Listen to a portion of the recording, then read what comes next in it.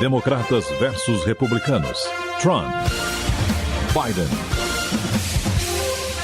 Casa Branca 2020. Estamos de volta para o último episódio do Casa Branca 2020, antes da apuração de terça-feira. A mais completa cobertura da reta final da eleição americana. Hoje, falamos com vocês, telespectadores e ouvintes, na véspera do tão esperado pleito americano que decidirá, finalmente, quem comandará os Estados Unidos da América pelos próximos 4 anos. Embora a campanha presidencial americana traga novas surpresas e controvérsias dia após dia, a corrida se mostrou notavelmente estável no que se diz respeito às prioridades dos eleitores ao irem às urnas. Presidentes que lideram o país em períodos de paz e prosperidade tendem a ganhar a reeleição. Aqueles que presidem durante crises econômicas ou desventuras militares tendem a ser punidos pelo eleitorado. O seu desempenho frente a essas crises é decisivo e Trump jamais esperava que teria que lidar com a maior pandemia do século no seu primeiro mandato. E agora, com um dia antes da noite de eleição, olhando em retrospectiva para os últimos 2 anos de campanha, o presidente Trump e o seu adversário democrata, o vice-presidente Joe Biden, ofereceram visões bastante divergentes para o país em uma grande variedade de questões, como as mudanças climáticas, impostos, comércio exterior, relações raciais, segurança nacional, imigração e, acima de tudo, a gestão da pandemia do coronavírus. São profundas diferenças que fornecem aos eleitores 2 opções muito distintas para comandar a direção do país nos próximos 4 anos. Em geral, o presidente Trump governou como fez campanha há 4 anos atrás, como um iconoclasta republicano, violador de normas, desbravando o seu próprio caminho com o seu próprio estilo. Isso é verdade tanto em seu relacionamento com outras nações, onde sua filosofia do America First, a América em primeiro lugar, testou os laços entre os Estados Unidos e seus aliados de longa data, e na política interna, onde ele extrapolou os limites da autoridade do executivo, frequentemente se encontrando refreado pelo Judiciário Federal. Já Biden, por outro lado, fez campanha em uma combinação de posições políticas extremamente progressistas, juntamente com a promessa de que ele retornará à nação americana a uma forma mais tradicional e pacífica de se fazer política, menos focada no Twitter e comícios em massa e mais em debates políticos profusos e detalhados e acordos legislativos. Essa é a promessa.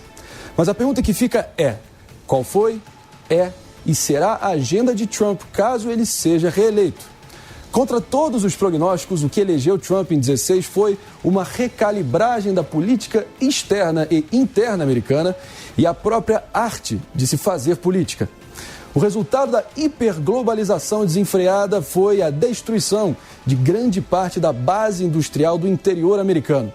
Aqueles cujo trabalho não podia ser facilmente xerocado. Vale do Silício, Wall Street, bancos e seguradoras, grandes escritórios de advocacia, a mídia, o entretenimento, esportes profissionais e universidades com centros de pesquisa grandiosos viram seus mercados se expandir para 7 bilhões de consumidores. As elites costeiras americanas enriqueceram. Como Hillary Clinton disse em 2016, se referindo aos apoiadores de Trump como os deploráveis, esses cidadãos do interior americano que simplesmente talvez não foram à faculdade ou não aprenderam a programar e se inserir no século XXI, mereciam repreensão. E eles lutaram de volta e canalizaram a sua revolta em Trump. E como alguns afirmam, o trumpismo não desmantelou o conservadorismo republicano tradicional. Simplesmente aumentou o apelo conservador dele ao fechar a fronteira, confrontar a China, exigir um comércio justo e recíproco, evitar expedições militares opcionais mundo afora, enfatizar as preocupações da classe trabalhadora americana e redefinir o comportamento presidencial como honrar suas promessas, por mais que ruidosamente, em vez de renegá-las melifluamente com palavras bonitas e platitudes. Goste ou não, Trump descobriu uma grande verdade de que nenhum líder pode descartar o vasto interior industrial de seu país, destruir as fronteiras de seu país, ceder voluntariamente a liderança global a uma ditadura comunista, manipular agências de inteligência para destruir oponentes políticos, preferir administrar o declínio do seu país ao invés de buscar a sua renovação. E, enquanto isso, como ele fez tudo isso, chamar-se de moral e presidencial. O consenso popular para as eleições gerais de 2020 se parece muito com o consenso supostamente popular e aceito para as eleições de 2016. Especialistas em pesquisa de todo o espectro midiático parecem concordar que Donald Trump perderá feio nas eleições de amanhã, com algumas pesquisas colocando seu oponente Biden à frente por mais de 10 pontos nacionalmente. Ainda assim, todos nós sabemos como 2016 acabou e não foi a favor do oponente de Trump. Ao contrário, como todos sabemos, Trump derrotou Hillary com uma larga vantagem no colégio eleitoral e se saiu vitorioso. Mas a questão permanece: Trump pode obter uma vitória semelhante em 2020? É uma pergunta difícil de responder e que teremos uma resposta definitiva a partir do início da apuração dos votos na noite dessa terça aqui na Jovem Pan. O processo de contagem varia de estado para estado e a Suprema Corte decidiu que o estado decisivo da Carolina do Norte e da Pensilvânia, por exemplo, poderão receber cédulas pelo correio até 9 de novembro, podendo assim atrasar o resultado final. Estamos sim diante de um número recorde, uma avalanche de correspondências Estados Unidos adentro, contendo cédulas que poderão nos impedir de saber o vencedor da eleição imediatamente na noite do dia 3. De acordo com o US Elections Project, mais de 50 milhões de votos foram enviados por correio, o que é o dobro do número de pessoas que votaram pessoalmente até agora. E embora alguns estados tenham começado a contar essas cédulas, outros são proibidos por lei de iniciar o processo antes do encerramento das urnas na noite de terça-feira. Existem 6 estados que já estão contando há mais de uma semana, que incluem Arizona, Flórida, Nevada, Carolina do Norte e Colorado. 5 outros estados, dentre eles Iowa, New Jersey e Texas, começaram a contar há 2 semanas atrás. Mas essa lista colossal de 37 estados começará a contar oficialmente os votos em 3 de novembro, que inclui os principais estados do campo de batalha eleitoral, dentre eles Geórgia, Minnesota, Ohio, Wisconsin, Pensilvânia e Michigan. Dito isso, há alguns indicadores disponíveis que indicam que Trump pode se tornar vitorioso mais uma vez.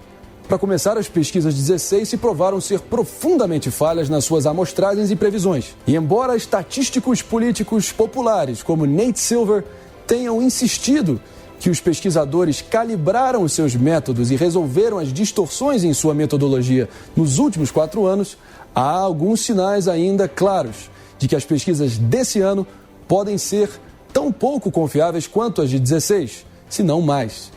Por exemplo, as pesquisas estaduais foram um problema em 2016, enquanto os pesquisadores se esforçavam para tentar alcançar eleitores registrados e prováveis nos estados indecisos, especialmente ao fazer pesquisas com eleitores independentes e indecisos. Muito menos tentar obter uma resposta direta desses eleitores independentes e indecisos quando eles tiveram a sorte de contactá-los. Até agora, ainda não houve nenhuma evidência de que os pesquisadores encontraram uma forma precisa, definitiva, de amostrar esse grupo demográfico. Pior ainda, há suspeitas de que as pesquisas desse ano ou mais pesaram a favor dos democratas do que há 4 anos atrás. Se for verdade, e esse é um grande se, isso poderia explicar as manchetes assustadoramente semelhantes que indicam que Biden está prestes a ter uma vitória esmagadora, quando isso pode muito bem não se materializar. Assim como pode, e dessa forma, restauraria a credibilidade e autoridade desses institutos de pesquisa e desses prognosticadores profissionais. E agora vamos citar 2 exemplos de institutos que se notabilizaram desde 2016, em 2016 errando no caso, mas que vem apostando firme ao determinar ou supor quais são as chances de Trump ou Biden prevalecerem no colégio eleitoral. Como mencionamos a figura do Nate Silver, vamos citar primeiramente o seu blog, o 538, que em 2016 previa uma chance superior a 70% de Hillary sair vencedora, e nós sabemos o que aconteceu. Nesse ano, ele está até mais confiante na vitória de Joe Biden, prevendo 88% de chances dele emergir como vitorioso. O modelo do 538 basicamente reúne diversas pesquisas de diversos institutos e determina uma média de chances finais que cada um dos candidatos pode ter para se sair vencedor em cada um dos estados e, como podemos ver aqui, a nível nacional e vencer a eleição como um todo.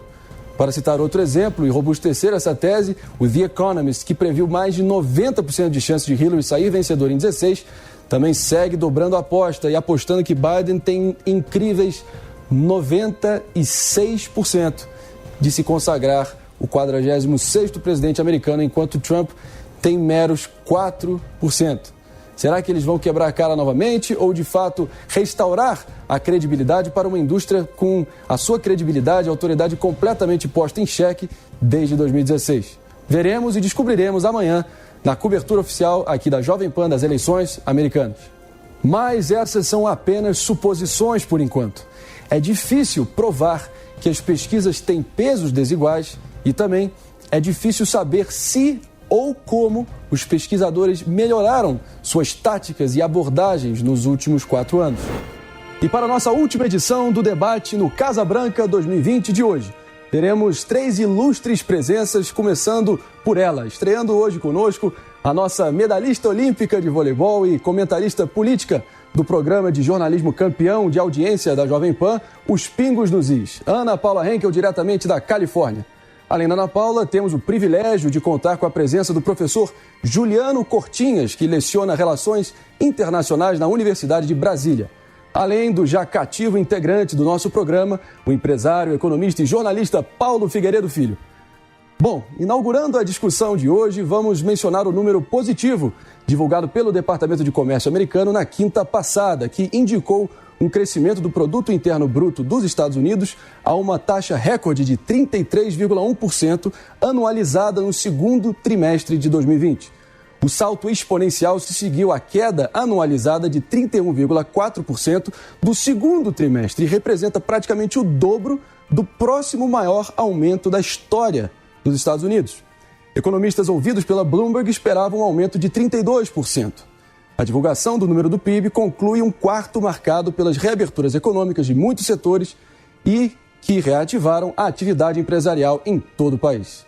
É uma conjuntura favorável ao argumento de Donald Trump contra o lockdown eterno e o retorno à normalidade que ele vem encampando, pregando nos seus discursos nessa reta final de eleição. Ainda assim, o aumento de 33% não compensou a queda do trimestre anterior, uma vez que especialistas afirmam que uma recuperação total ainda pode levar anos, já que o ritmo de crescimento do PIB deverá moderar-se significativamente nos últimos 3 meses de 2020, de acordo com os especialistas. Então, como somos cavaleiros aqui no Casa Branca 2020, ladies first, damas primeiro, por favor, Ana Paula, gostaria de ouvir sua análise em relação a esse último dado econômico aí, que certamente é um novo ingrediente nessa disputa entre Trump e Biden. Vai que é sua. Marinho, prazer estar aqui com vocês. Olha, eu acho que foi um dado muito importante, né? Ainda mais na reta final aí da campanha. A gente precisa agora acompanhar se esse número vai mudar alguma coisa nas urnas amanhã, já que até a divulgação desse número espetacular aí do PIB norte-americano, mais de 75 milhões de americanos já tinham votado.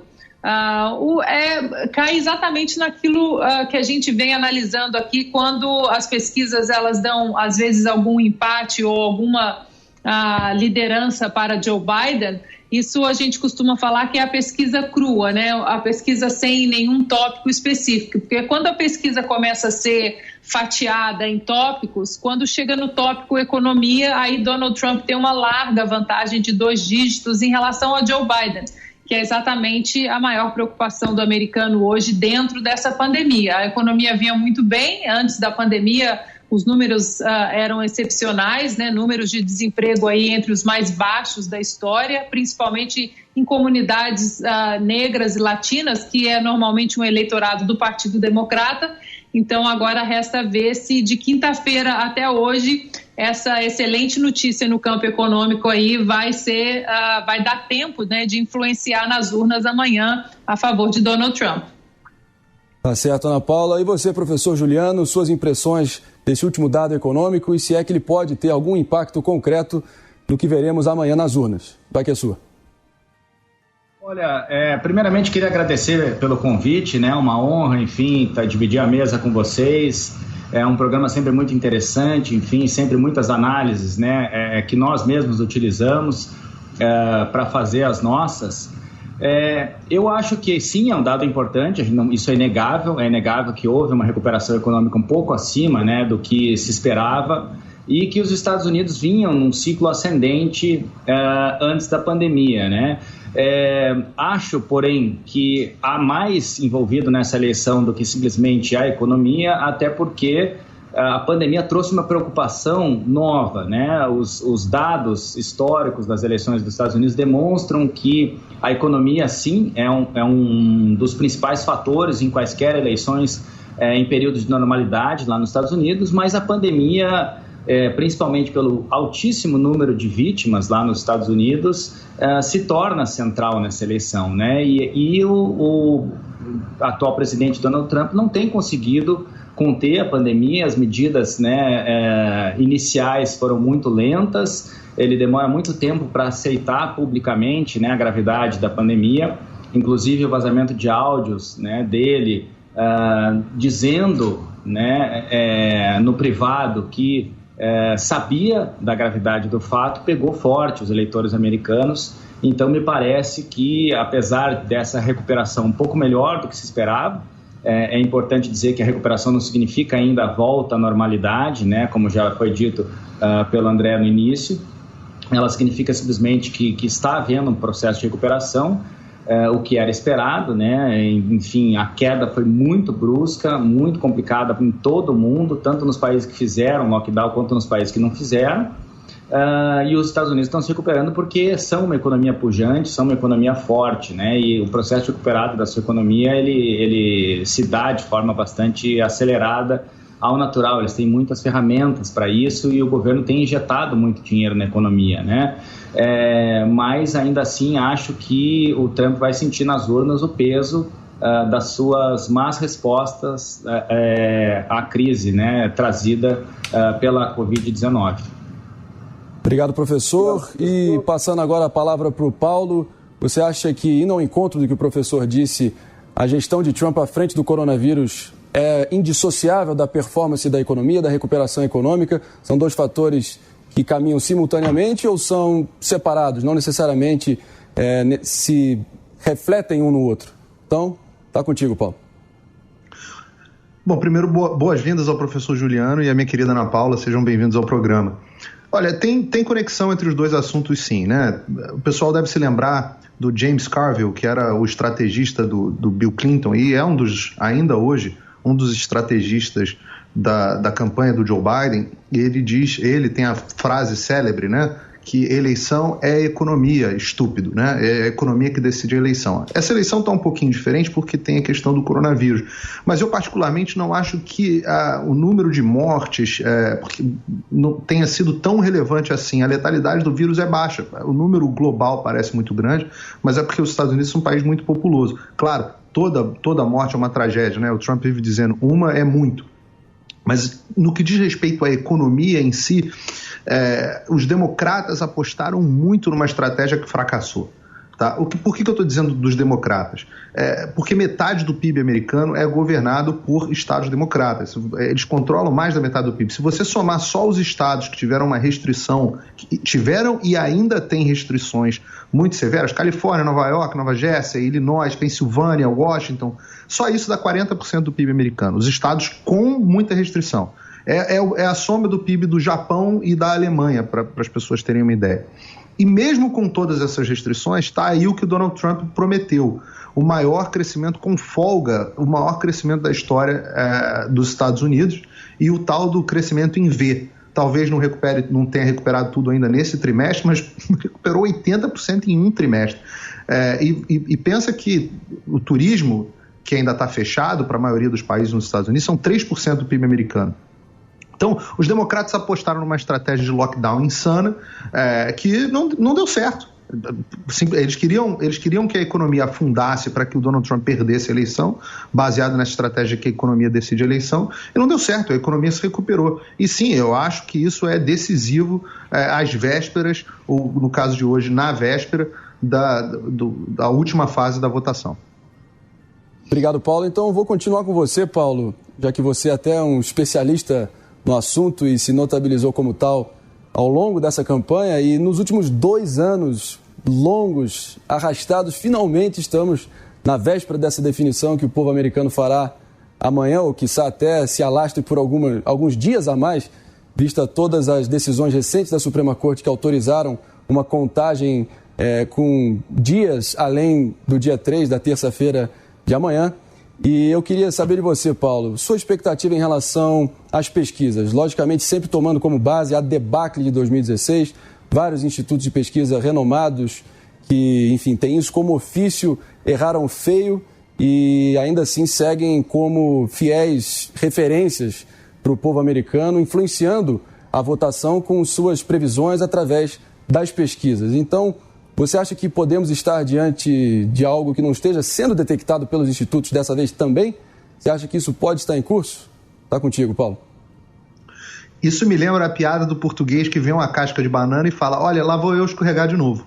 Porque não é possível que as pessoas caiam de novo no mesmo conto de 2016. E eu acho mais impressionante ainda nos jornalistas brasileiros que vêm repetindo que a eleição já acabou, porque no Brasil, em 2018, também houve essa experiência de um desastre das pesquisas que previam a derrota do presidente Bolsonaro, previam que ele talvez não fosse nem para o segundo turno, e ele acabou tendo uma vitória acachapante quase que no primeiro turno.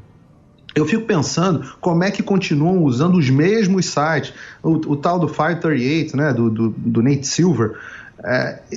Eles erraram, como você mostrou hoje no início do programa, eles erraram feio. Erraram de novo em 2018 nas eleições estaduais, né? Por exemplo, na Flórida, onde o Nate Silver dava 7 para 10, 7 para 9, a chance do candidato democrata ganhar.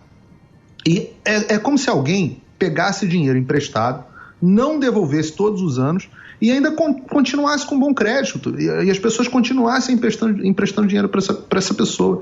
Então, assim, eu acho impressionante que isso continue acontecendo, absolutamente impressionante.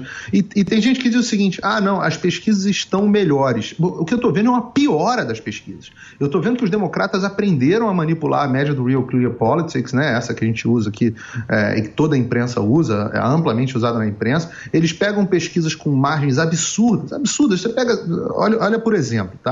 A maior vantagem democrata desde a eleição do Lyndon Johnson em 64 foi o fenômeno do Barack Obama em 2008. Foi um fenômeno. Barack Obama ganhou por 7 pontos percentuais. Então, quando eu vejo uma pesquisa como a da CNN dando 12 pontos de vantagem para o Biden, ou dando 17 pontos, pesquisa do Washington Post dando 17 pontos no Minnesota, o Joe Biden não é o fenômeno Barack Obama, é um candidato que está mais morto que vivo.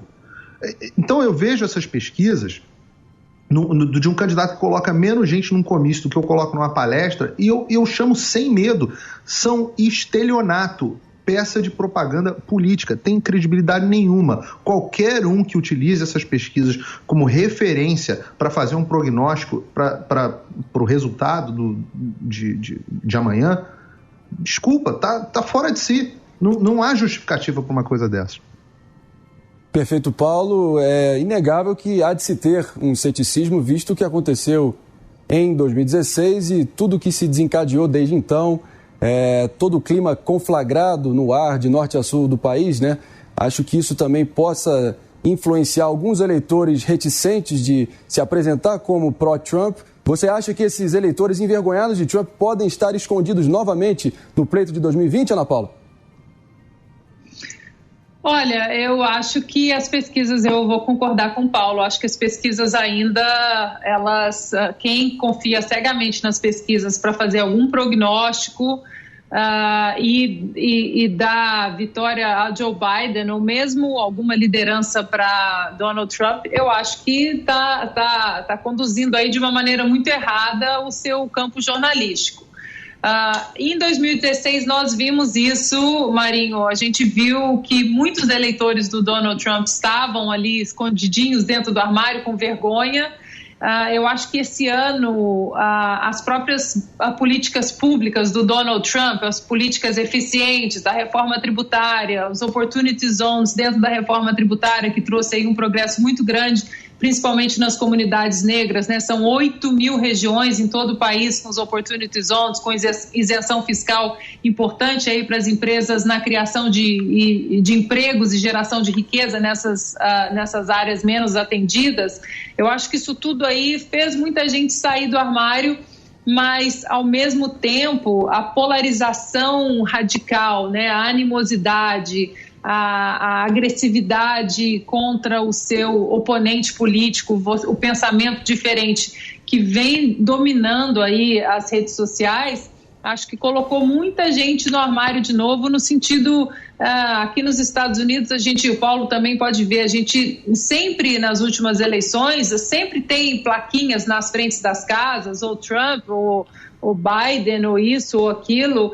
E esse ano, aqui na Califórnia, por exemplo, que é um estado altamente progressista, que vai votar com os democratas, vota com os democratas há muito tempo, eu não estou vendo plaquinha nenhuma, nem de Donald Trump, nem de Biden. Parece que as pessoas estão querendo evitar essa conflagração, esse confronto.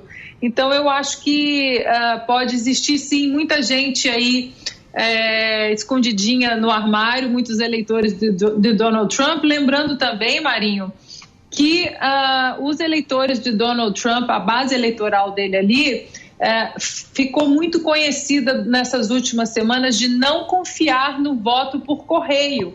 Então, provavelmente amanhã nós veremos um número muito grande dos eleitores de Donald Trump aí formando filas aí gigantescas por todo o país para votar no dia da eleição pessoalmente. Obrigado, Ana. E você, professor Juliano, suas impressões em relação ao fator das pesquisas na eleição de 2020? Será que elas vão errar novamente ou será que elas vão novamente restaurar sua credibilidade como fiéis referências, de fato, do que nós podemos estar diante no dia da eleição? Qual a sua opinião em relação a isso? Olha, concordo, né, que é muito cedo, apesar de estarmos nas vésperas do pleito, né, muito cedo para a gente cravar uma vitória de Biden ou uma reviravolta, né, do Trump, a partir do que as pesquisas mostram. Acho que os debatedores estão cobertos de razão nesse sentido, é cedo, mas é também importante a gente lembrar que, devido aos erros cometidos na última eleição, houve uma série de ajustes na metodologia, né, dos principais institutos de pesquisa dos Estados Unidos. Eles são empresas, né, e como empresas eles ganham dinheiro a partir da credibilidade que eles têm, né, o trabalho deles é a credibilidade, e quando eles erram, eles sofrem, né, por, enfim, terem reduzido essa credibilidade e precisam ajustar suas metodologias, corrigir erros. Enfim, o Instituto de Pesquisa que erra sempre tende a sair do mercado, né? Então, o Instituto de Pesquisa quer acertar.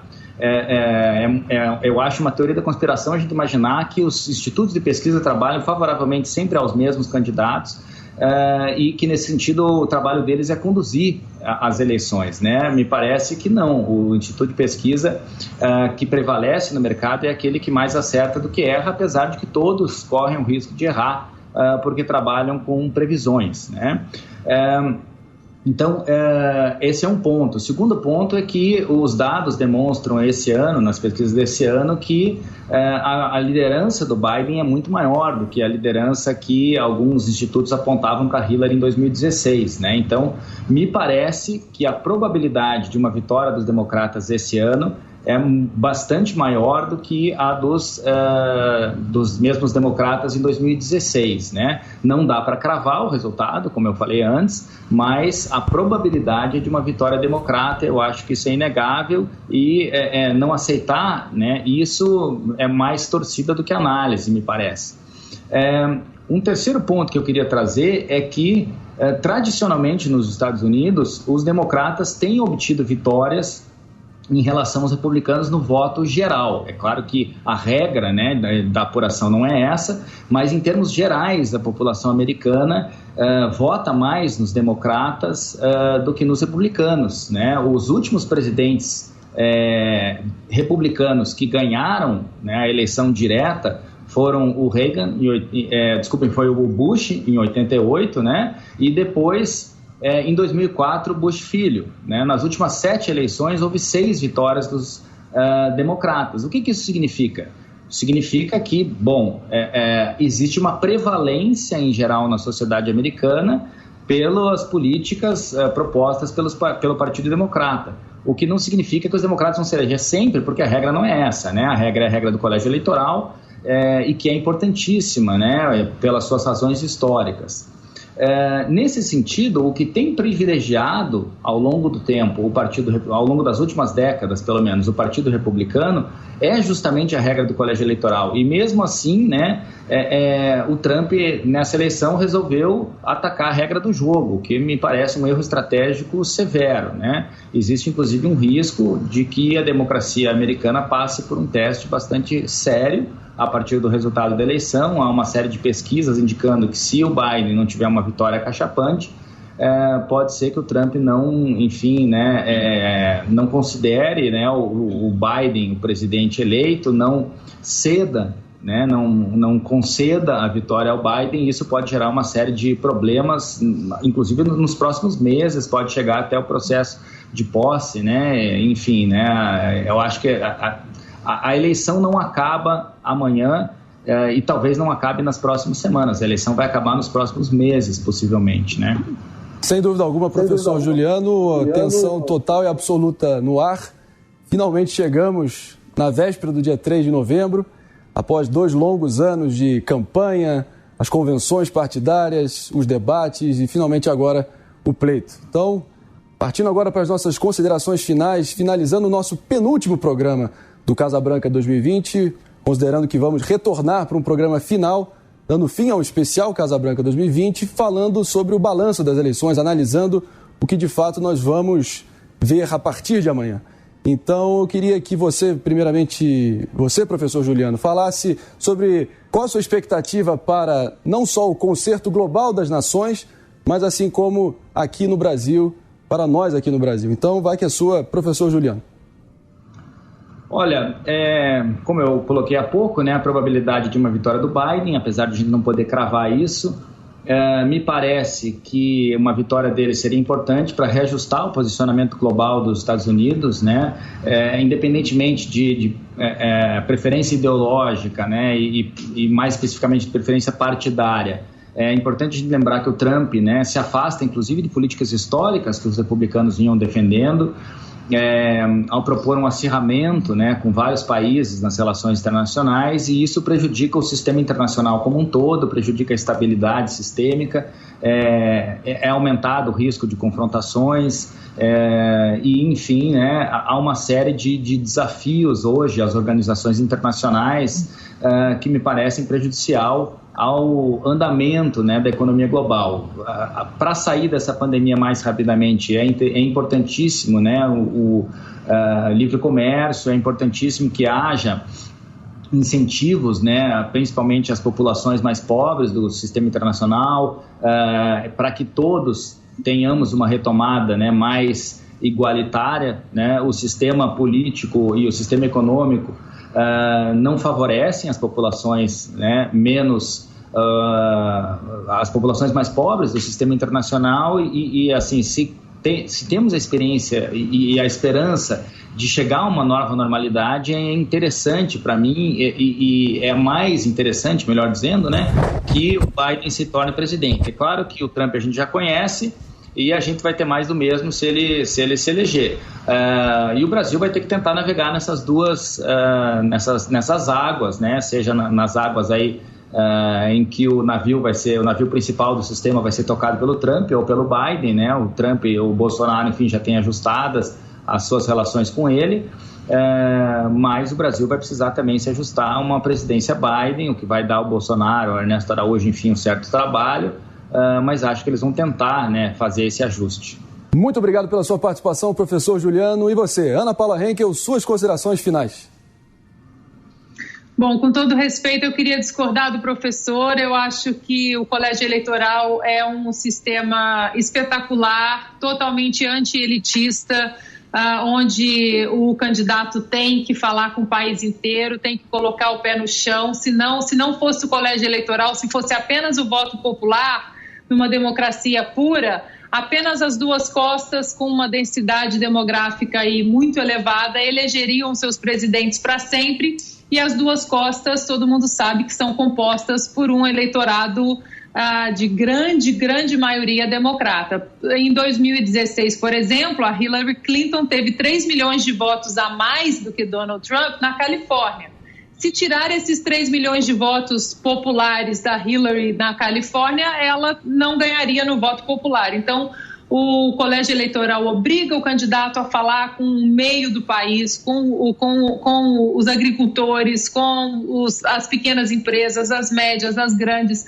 Então, o sistema eleitoral de colégio eleitoral é um sistema anti-elitista que obriga todos os candidatos a falarem com o país todo. E também vou discordar um pouco do professor em relação à política do Donald Trump.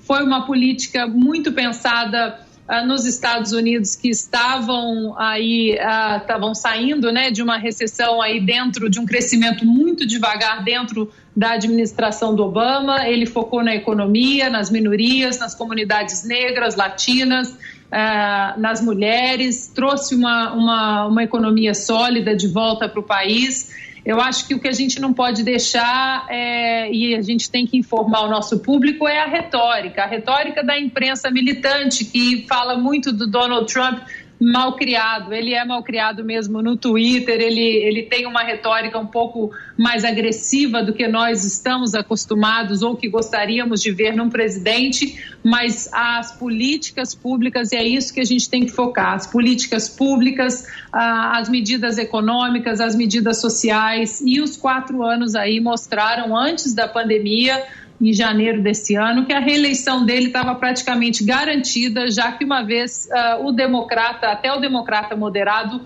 estava acreditando e dando um voto de confiança no Donald Trump. Em relação à política externa, eu acho que o Donald Trump, ele colocou o dedo aí em muitas feridas, feridas hipócritas aí que fazem parte do globalismo, né? Lembrando que globalismo não é a mesma coisa que globalização, mas colocou aí o guiso aí e no pescoço do gato da União Europeia, das Nações Unidas, da própria OMS, que dentro dessa pandemia mostrou ser uma organização totalmente perdida, da própria China, de como a China está tentando dominar o Ocidente de uma maneira em várias vertentes, principalmente na vertente econômica, renegociou acordos importantíssimos para os Estados Unidos. Então, eu acho que uma administração Biden, não acredito que vá prejudicar alguma relação comercial com o Brasil, mesmo com o presidente Bolsonaro, já que é uma relação comercial antiga. Obviamente, uma administração Trump seria uma administração até ideologicamente mais parecida com a do governo Bolsonaro. Eu espero que Donald Trump saia vencedor dessa, principalmente por um fator que aí eu acho que transborda até da economia, que é o fator liberdade. Hoje o Partido Democrata, infelizmente, não é o partido de JFK, um partido que era uma social-democracia. Hoje o Partido Democrata foi sequestrado por uma ala muito radical dentro do Partido Democrata, uma ala que tem políticas muito radicais até para o americano democrata médio. Tá certo, então eu acho que essa é uma eleição sobre liberdade e mordaça. Muito obrigado pela sua presença também, Ana Paula. E agora, finalizando, concluindo a nossa discussão de hoje, está contigo, Paulo Figueiredo Filho. O jogo está totalmente aberto nos resultados. Isso não é torcida. Torcida é quando a gente vê institutos que, por muitos anos, erram todas as vezes e com resultados que não fazem o menor sentido nos seus levantamentos, e a gente toma isso como fonte de informação. Isso é torcida. Não estou dizendo que o Donald Trump vai ganhar, não estou dizendo que o Joe Biden vai ganhar. Estou dizendo que a eleição está em aberto. Amanhã a gente vai descobrir ou não. Bom, se o Biden vencer, o que a gente vai ter? A gente vai ter a China ascendendo ainda mais como potência, agindo de forma cada vez mais agressiva no Pacífico Sul. A gente vai ter uma recessão nos Estados Unidos. O Biden promete aumento de impostos e regulação. Veja você, os Estados Unidos tentando se recuperar da sua maior crise econômica da história, e o candidato à presidência fala em aumento de impostos e de regulação. A gente vai ter aquela política externa que herdada do Barack Obama, que o Joe Biden, da qual o Joe Biden era um dos principais nomes, que é da tal da liderança pelos fundos, né? Liderança pelos bastidores. Qual foi o mundo que os democratas entregaram para o Donald Trump? Era um mundo que os Estados Unidos... Em que posição os Estados Unidos estavam? Estavam em guerra no Afeganistão, no Iraque e na Síria. Estavam com conflito com o Irã e a Coreia do Norte se nuclearizando. e cada vez mais com posturas cada vez mais agressivas, um acordo horroroso com o Irã que financiou a expansão do programa nuclear do Irã. O Donald Trump assumiu e ele não quis tapinha nas costas, ele não quis ser capa da Economist, ele não quis ser elogiado em Davos. Ele é um realista. Na teoria de relações internacionais, a escola do Donald Trump é uma escola realista. Ele encerrou os 3 conflitos, os 3. Ele não começou nenhum novo, um caso raríssimo para um presidente americano. Ele fez novos acordos vantajosos para os Estados Unidos com o México, com o Canadá, mediou acordos de paz que se diziam impossíveis no Oriente Médio, pacificou, ou pelo menos conseguiu acalmar os ânimos na Coreia do Norte e sufocou o programa nuclear do Irã. E pela primeira vez a gente tem um presidente americano antagonizando a China, o que é fundamental para o mundo, não para os Estados Unidos, para o mundo. O Trump não só aumentou a competitividade americana, reduzindo impostos e regulações, como taxou e antagonizou a China em todas as esferas, esfera diplomática, esfera militar, esfera de informações e claro, esfera econômica. Então eu torço pelo bem do Ocidente que o Donald Trump seja reeleito. Isso sim é minha torcida. Meu muito obrigado aos 3, professor Juliano Cortinhas, Ana Paula Henkel, Paulo Figueiredo Filho. Vocês engrandeceram demais essa última edição do Casa Branca 2020. Antes da eleição de amanhã, estaremos juntos acompanhando, fixados na televisão e nos resultados nas parciais, conforme elas forem se apresentando. E finalmente, agora sim, saberemos se Donald Trump ou Joe Biden será o próximo morador da Casa Branca. Muito obrigado pelo debate informativo, acalorado, sempre muito propositivo. E agora sim, estaremos de volta na próxima semana, analisando o desfecho que veremos amanhã juntos no Casa Branca 2020. Democratas versus republicanos. Trump. Biden. Casa Branca 2020.